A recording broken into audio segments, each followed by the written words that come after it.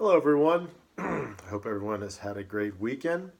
It is Sunday night and I'm making a video.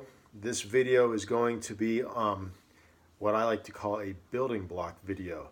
And what I mean by that is we're going to discuss a particular topic with music that is utilized with playing songs, with writing songs, with understanding music in general. And the first building block that we're going to talk about is a major scale. And basically a scale is a series of notes that starts and ends with the same notes. So for example, we're going to talk about a C major scale in this video. So a C major scale starts with a C and it goes up and ends with the same note one octave higher. So what does that have to do with songs? That's a very good question. Well, for anybody who's experienced with playing the guitar, the piano for sure, or if you're basically playing any instrument and you're doing solo passages per se, well, pretty much you need to know what the key of that song is, especially if you are doing something more improvisational like jazz. So if you're playing a song that is in the key of C, then you would want to be aware of that, know the scales and the chords and all that. And so right there, I just went into one of the main reasons behind why we're learning the scales, and that is the relationship with chords in particular that are based off those scales. So I just showed you the C major scale right here. Okay, now that scale, there are chords that are derived from that scale. So since it's C major, you have a C major chord. And you can hear that pretty clearly. Okay, there's other chords too that are derived from that particular scale. Now, I want to point out a couple of very well-known songs that are actually derived from the C major key. And a couple of these, everybody knows these songs too. For example, you have Billy Joel's Piano Man. That's C right there. So you have.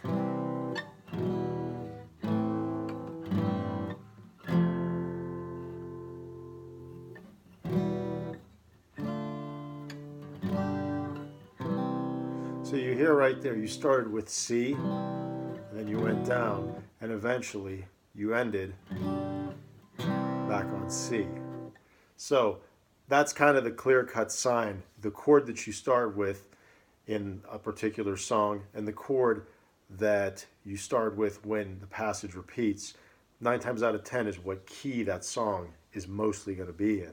So there's that song. And another one that comes to mind in C major is Let It Be from the Beatles.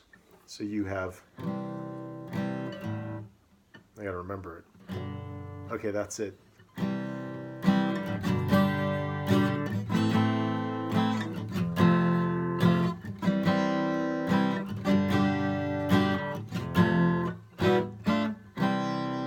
There you go. So you saw it started with C, and then it worked its way around, and then the last passage went F major, E minor, D minor, and then back to C.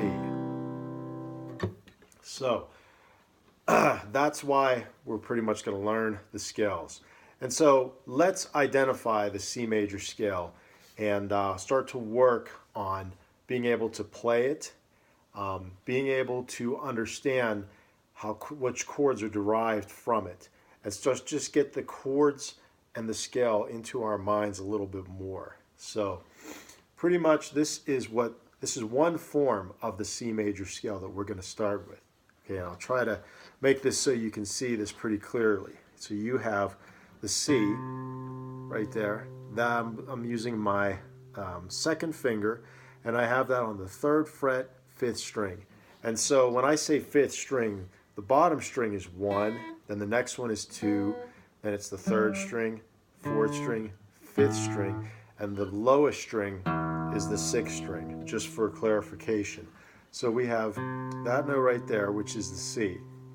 And then the next note, I'm using my pinky on the 5th fret, 5th string. That's a D.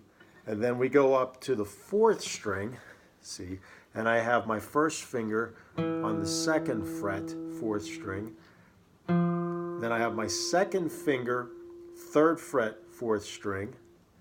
And then I have my pinky now on the 5th fret, 4th string. Okay, and then I go up again. Now I'm on the 2nd fret, 3rd string, 1st finger. This time I'm using my 3rd finger, 4th fret, 3rd string, and last, the pinky, 5th fret, 3rd string. It's right there. And the notes, they're all natural notes too. So you have C, D, E, F, G, A, B, C. So what I want to do is go over being able to play that scale right there just in one octave.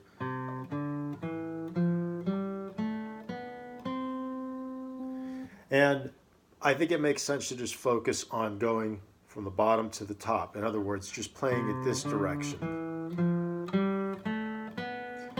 And you're welcome to go and play it reverse, where you start from the top note. Okay, so all we're worried about right now, we're not worried about the speed, you know. We're not worried about playing it as fast as we can or anything. We're just worried about pretty much getting the notes, getting the pattern of playing this scale down. As far as picking with the right hand, since we're doing it slow, feel free to just play it with a downstroke. If you're a more experienced player, you can do it with an alternate picking technique.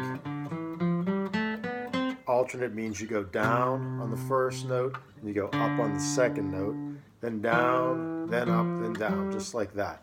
So that's what we want to work on for the time being, is just being able to play that. And what we'll do in a follow-up video to this is we'll start to break down the chords that we can derive from the C major scale. That's a little too much to go with just at this point in time.